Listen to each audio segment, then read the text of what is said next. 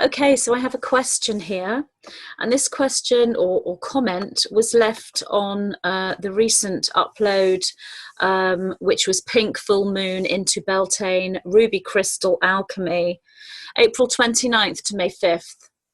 And so this comment said, "It's so frustrating. I didn't understand a thing. I mostly don't when the message is directly relayed, though I do understand when Magenta breaks down the very complex messages.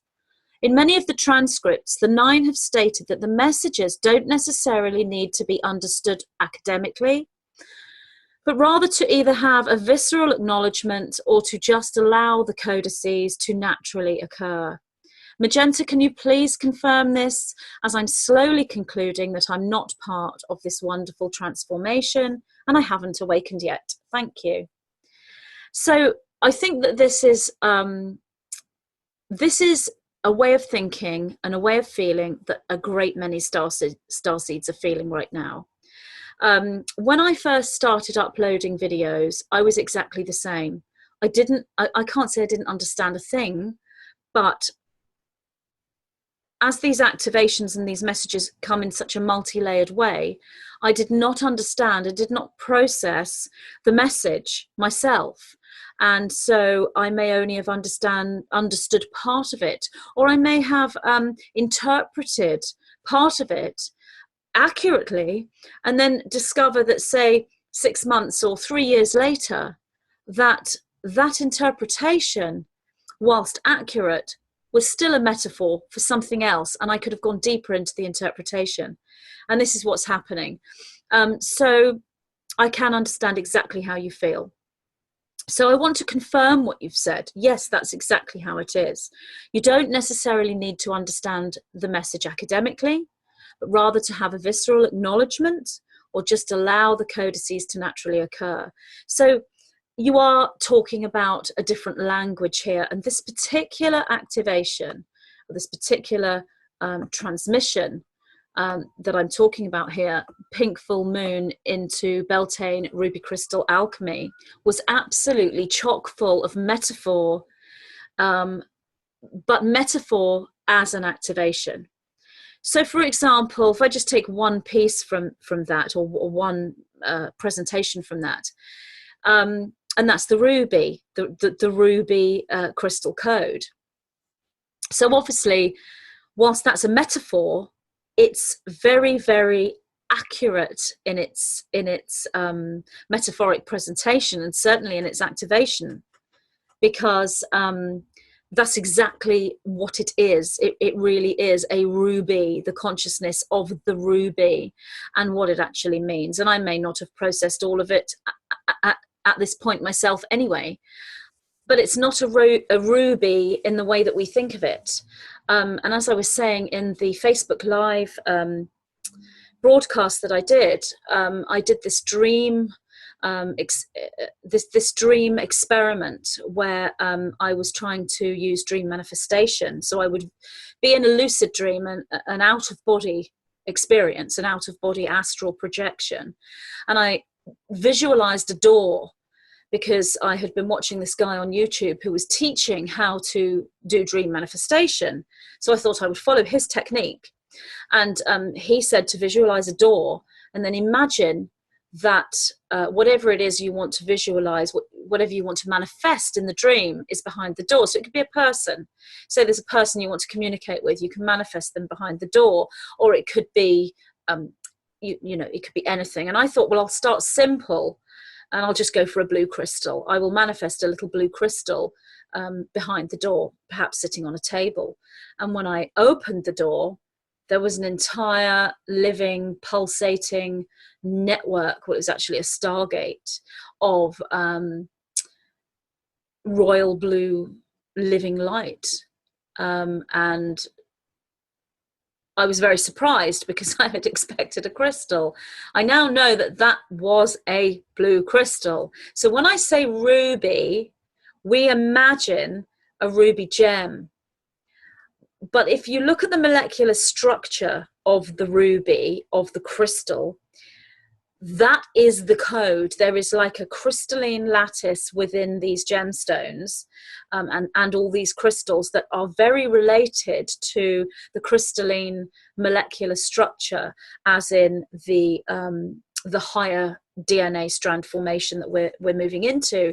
So using these crystals as visualizations create the match through the emotion and the code we create when we create a thought, we create a visualization. There is a matching resonance within the DNA field that then starts to respond to what it is that we are thinking about. So we can actually create DNA activation through our visualizations. That's how powerful they are. And there's another way of looking at this. If I ask you to imagine the color red and just think of a red ray, that in itself is an activation. But when I say imagine the color ruby, think about the ruby ray. The ruby is different to the red in your mind. The red is usually a matte color because we're interpreting it in a linear sense. So we will think of the color red, and it will be this flat, matte red color that we will think of.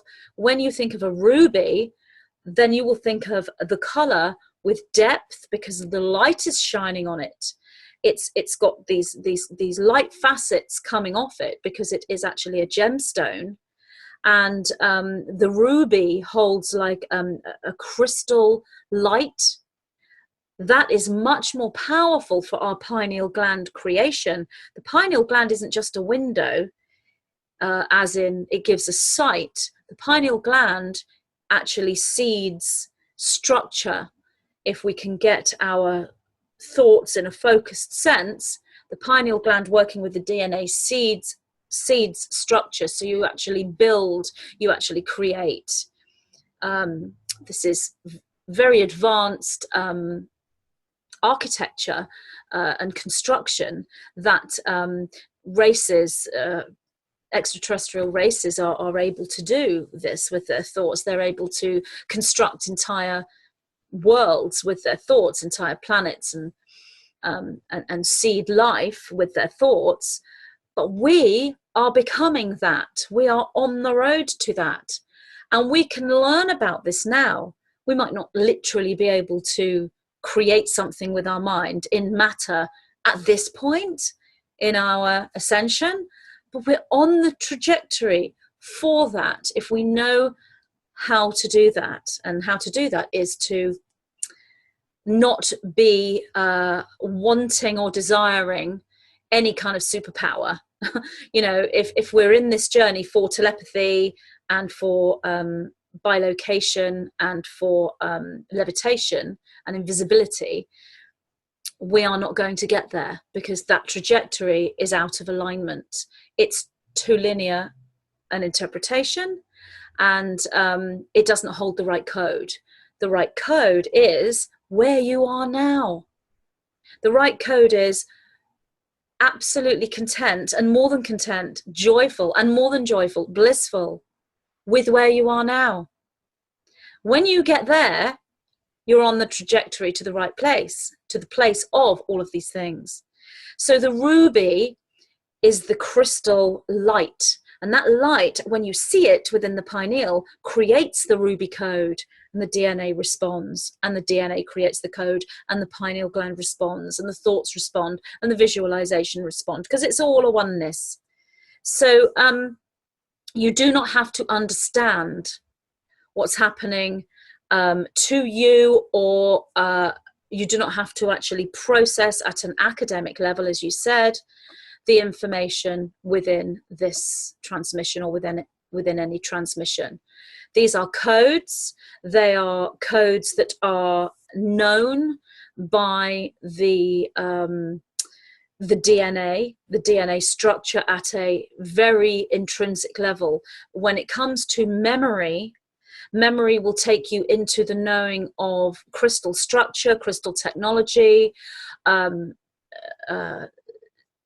it will take you into the understanding of light and how it works, and of creation and of the building blocks of creation. I mean, I'm a complete beginner with all this myself, so I'm processing along with everybody else what all this actually means.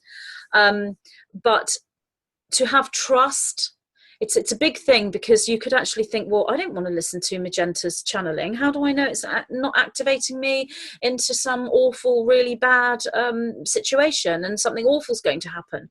I don't understand what it all means, and I don't want to listen to it. The thing is, when it comes to these activations, they are reflections. What they are mirrors. So when you hear this information, and obviously you are getting information about the time period, and about the pink moon, and about the Beltane, and the male anchoring, and how that assists with the feminine, and how that actually occurs. But it's a mirror. It's like somebody's holding up a mirror to you and saying, look, this is you. Look at yourself. See what you are. And you're saying is, oh, I've never looked in a mirror before. I can see my reflection for the first time ever. That's kind of what's happening. And so how can that be a negative thing? Because if you are negative and you have got lots of unresolved issues, then you're going to look in the mirror and go, you know, and think, oh, that's Magenta's fault, or that's the Nine's fault, because what they did was awful. But it's a reflection, and that's why it's a crystal, it's a ruby. And then you have the diamond, and you have the sapphire, and you have the emerald, and each of them are activated crystalline sight that is an emanation, a stronger emanation from the original color ray, because you are working with color, and color, according to the Nine, color is a mathematical code. I don't understand this one myself. I'm not particularly au fait with maths, never have been. But the nearest way I can explain this is the Nine talk about the decoding of frequency. And frequency is light, and it can be decoded through number, through letter, through color, through sound. So when you look at music, you look at color, you look at number, you look at letter, they're actually all one and the same. But we perceive them in these different ways because of our linear interpretation of things, and that we compartmentalize the way that we analyze. So color and number and letter and sound are all one. So when you see the color red, you could give that a value.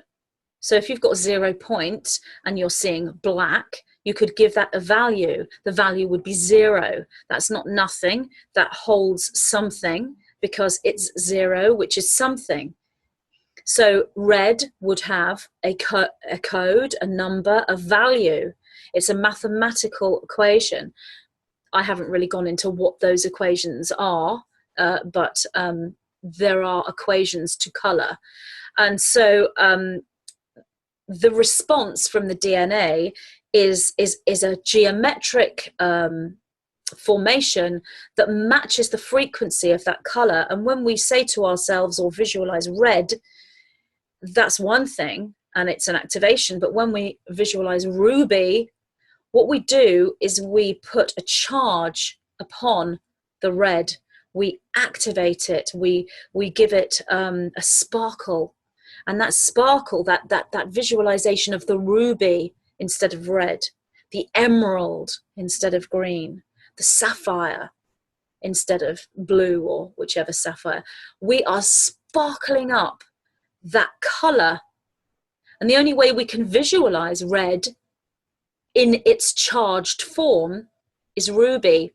And the reason why the Nine bring forward the gemstone codes at this time is because in the higher dimensions, color is experienced in a fractal, multidimensional sense. It's a living thing, and you can communicate with it. So it's not just a flat linear color, and it's very, very vibrant. So red within a higher dimensional sense would look like ruby, and green would look like emerald, and blue would look like blue sapphire, or whichever blue, if it's a pale blue, you know, you could look at a topaz, or these crystals and these gemstones have more vibrancy to them, and that creates a code within us.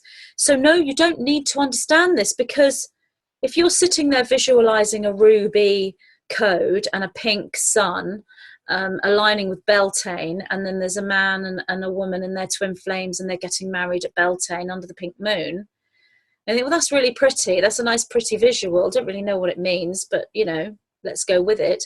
But the DNA knows. You're restructuring, you're creating that memory, because alchemical merge, marriage, male and female, divine feminine, the separation from the flame into the polarities, the separation of the brain into the two different parts of the brain, the memory of the gemstones and the charge and the ruby, all pieced together in this visualization, creates this activation in itself.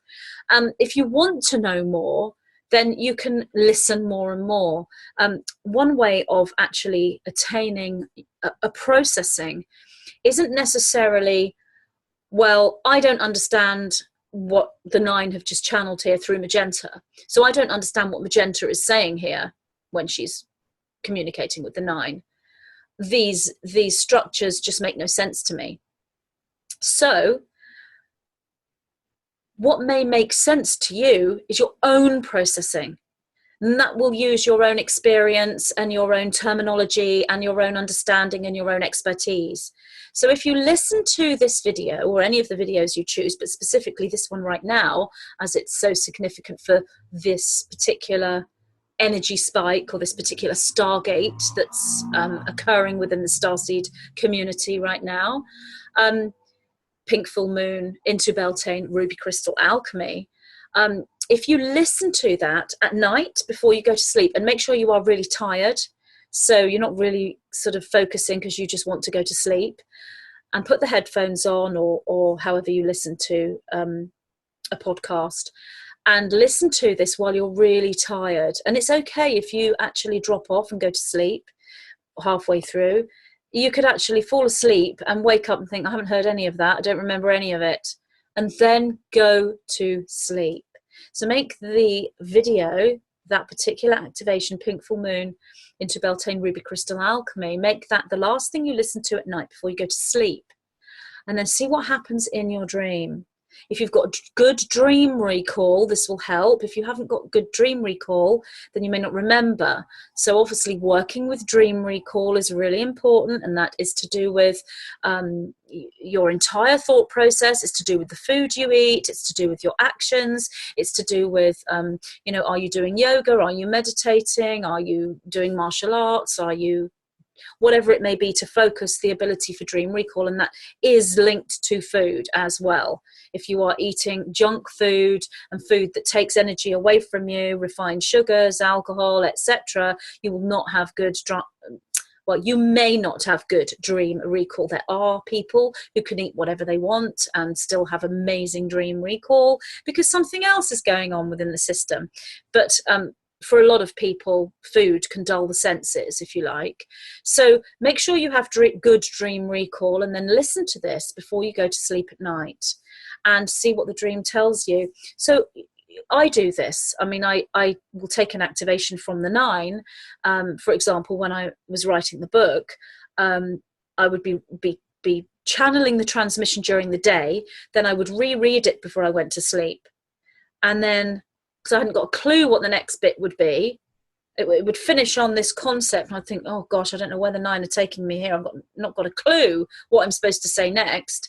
And then I would read it through last thing at night, go to sleep, and then in the dream time, I would be shown what all that meant, and then how that links to this next concept. And I'd wake up and I would think, oh my goodness, and it would all be there. So if I can do that, anyone can, because I'm no different to anybody else. We're all starseeds in human form going through this activation at the same time. Every starseed. Something this person did say here is, I'm slowly concluding that I'm not part of this wonderful transformation, and I haven't awakened yet. So the thing is, if you are here on my YouTube channel, or any channel, watching any kind of spiritual channeled information, whatsoever, then you have awakened, because you wouldn't even have found this material. The people who haven't awakened have no idea of the huge community of spiritual teachings that are out there right now, past prophets over the centuries, and modern prophets out there bringing forward this information in all different forms. And some unawakened may be aware of it, but just think, gosh, all of that, what is it all about? That's nonsense, stay away from it. That's the repelling. And that energy will repel if you are not ready to take that energy through your fields. If you cannot flow the crystalline energy in this gemstone form, the ruby, the emerald, if you can't flow that through the system, it's going to get stagnated because it can't flow. The memory codes aren't ready to reform. Some people, they are. They only have to hear the word ruby crystal alignment once. Or you talk to them about the Knights of the Round Table or a unicorn, and wow, yeah, I've been thinking about unicorns since I was 6, or wow, I've been dreaming of dragons since I was 2, or yeah, I love Superman, I love the film, or whatever it may be. I mean, there are millions of starseeds out there that haven't woken up, but they've still got codices sitting in the field, coming at them through fiction and through the games they play and through fantasy. So it's all there. So, but with you've actually found this transmission from the 9 and listened to it. And now you're asking a question about it. And your question is, the 9 have stated that the message doesn't necessarily need to be understood academically. Well, for you to even remember that the 9 have said that and understand or ask, is this correct? Do I just allow the codes to naturally occur?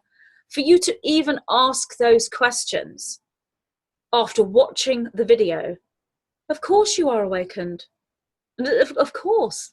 You wouldn't be asking those questions and you wouldn't be watching the video with the open, receptive questioning.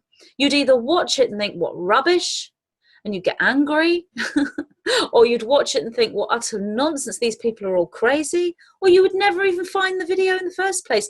But synchronicity within that network, within the non-locational light within the DNA, has brought you into this synchronistic network. Whether it's me or another channel or your next door neighbor who happens to be a clairvoyant, whoever it is, or it could be a crystal. It could be a crystal. They're living structures as well. The network is multiple. The fact that you are in the network, of course you have awakened, but obviously I understand where you're coming from, and there are lots of people who write to me and say, am I a starseed? I think I might be because, and then they'll tell me some amazing story or some amazing dream. Or am I a light worker? Or, I think I might be a starseed because blah, blah, blah. Anyone who's saying, am I a starseed? Am I a light worker? I think I might be a starseed. Yes, you are. It wouldn't even come into your reality if you were not. And so you're saying here, I haven't awakened yet. Yes, you have awakened, but there are stages to awakening. There are a vast amount of dimensions and realities and knowledge that I have not awakened to, because I have not reclaimed or reformed, reconstructed my DNA structure into the 12 strand formation and into the quantum 144 strand network. I haven't done that yet. I'm aware that that's what's happening to me, to us, but I haven't done that yet. So therefore, those memories are not available to me in a multi-locational consciousness sense or in an omnipresent sense. They are available to me and to the starseeds in a non-linear sense. It's 5th dimensional. We can take a piece of this memory field and analyze that piece and work out what it means, which is why many people say all the starseeds have a piece of the puzzle, but no one has all the answers.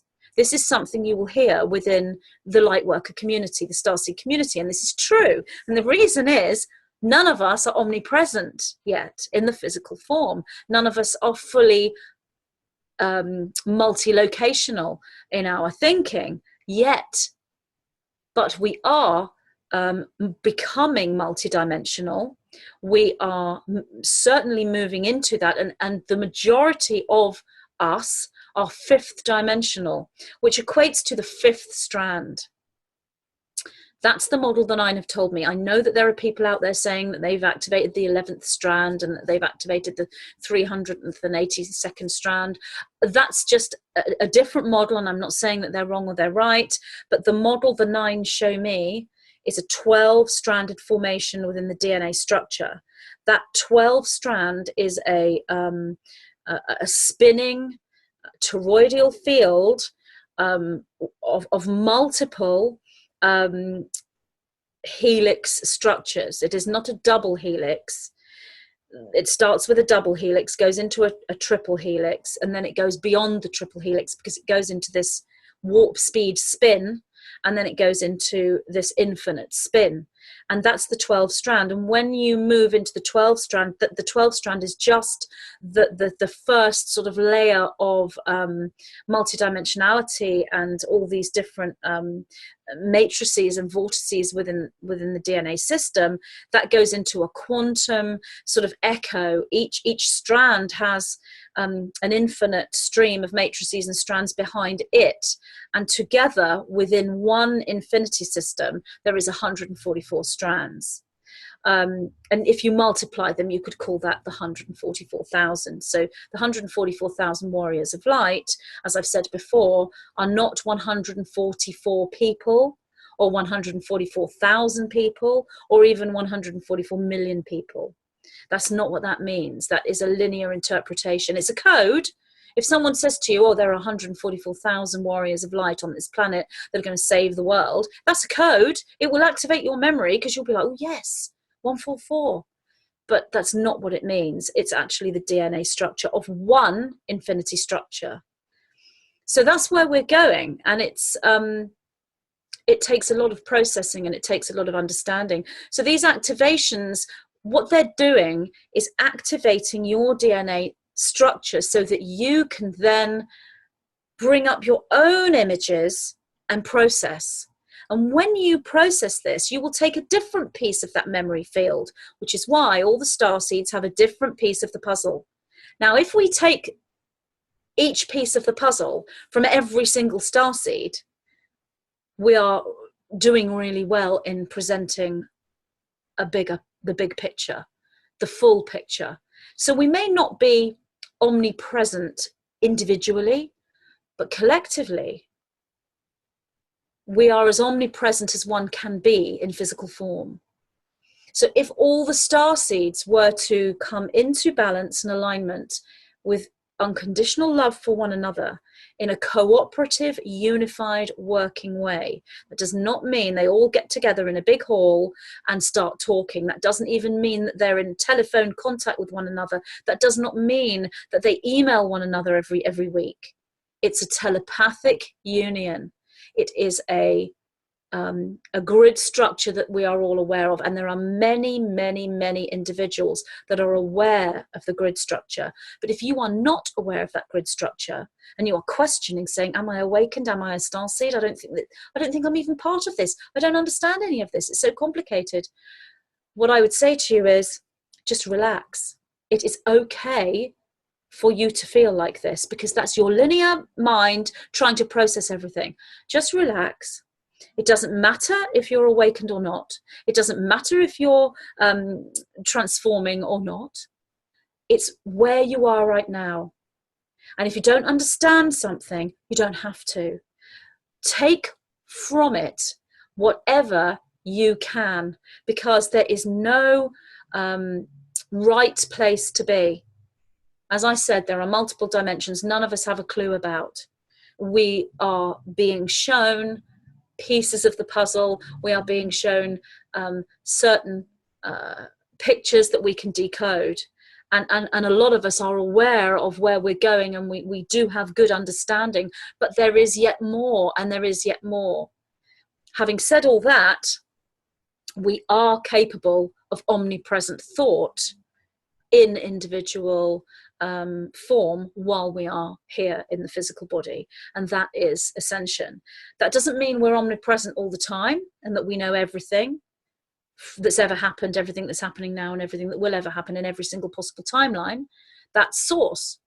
We cannot live in the third dimension if we were to think like that, because we need to be able to move away what's happening with all the other people in every single other universe in the entire existence and focus on one thing that we're doing, because we're living a linear life. But what we can do is take the mind of source, and we can feel what it's like to be omnipresent. We can feel the perspective of source. But what I would say to the person who asked this question is, the answer is absolutely yes. You do not need to understand this academically. This is very much an acknowledgement and knowing. And as I said, if you can listen to this at night and then go to sleep, and do this for a few nights. If nothing happens the first night and you have like a sort of random dream that seems to mean nothing, maybe write it down. And try again and try again. I can guarantee you, if you focus with intention, if you actually say to the guidance system, to source, to your matrix, to your guardian angel, whoever, I really want to start processing this material. And I'm absolutely focused upon doing this. So you've got the will and the strength and the acknowledgement and the heart as well. And at the same time, but it doesn't matter if I don't process it. It's okay. I don't need to process it. So if you can take those two viewpoints, I really want to process this material. I really want to understand it. And I don't mind if I understand it or not. If you can get that dualistic thought, you've got exactly the right place to create a trajectory into processing this material. And how this will come up for you will be unique. And then you can present your processing, which may be completely different from the trigger, from the activation, or it may be very similar. So each one of us are an infinite creation in ourselves. But yes, you've awakened, and yes, you are going through this transformation, and it's okay if you don't understand it. So just go with whatever makes you joyful and not confused. And you've said here it's so frustrating, and I can understand that, but the frustration itself is not aligned with what you are wanting, and what you're wanting is clarity. So just be happy and comfortable with the not understanding, because this is a different language. This is a decoding of a frequency, and as I said, this particular one was quite high level activation, in my opinion. Knowing the way that the nine speak, there was a lot of layers, there was a lot of codes, a lot of metaphor. And there are other reasons why this is done as well, and that's not just to activate the star seeds. There are certain there's a certain law, I guess, within this reality, that if something is viewed by one, then it can be viewed by others. And so some of the codes come in and they are shown metaphorically, and we can see many layers behind the metaphor, but there may be parts of the metaphor that is not viewed by anyone yet. And that's keeping that sort of hidden or occult, if you like, in the safe place, hermetically sealed, until such time as it needs to show itself. So I hope that has helped with that question. So yeah, thank you for asking that, and thank you all for listening. And I will be back soon with more chat at some point. Have a lovely day. Bye.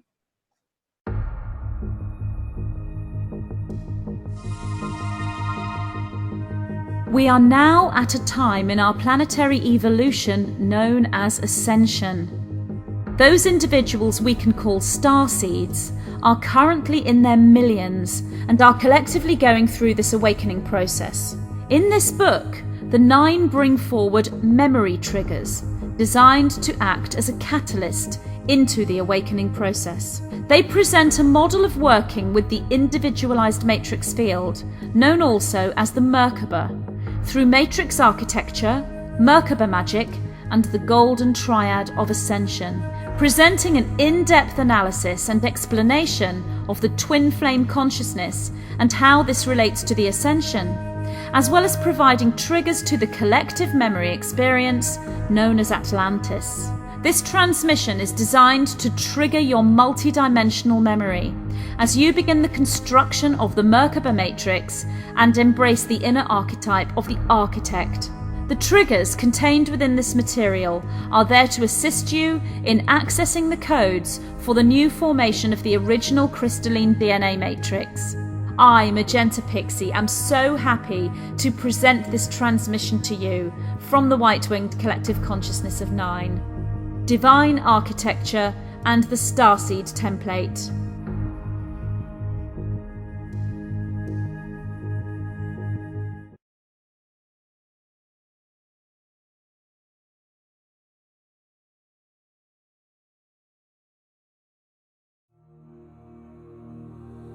What is the Matrix? Who are the Masters?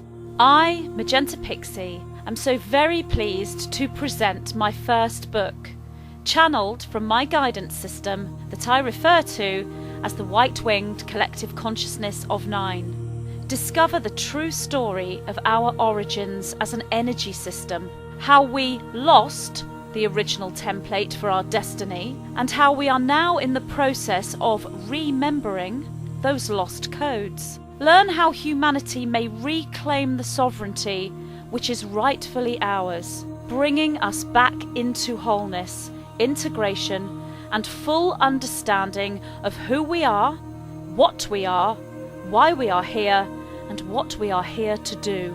Spirituality, metaphysics, and science merge as the sacred geometry, known as the language of light, is downloaded and decoded. The realization and activation of these ancient codes for a new dawn of man is an alchemical process available to us all. Now is the time that collectively we move forward into a fully conscious ascension and embrace the new archetype of Master of the Matrix.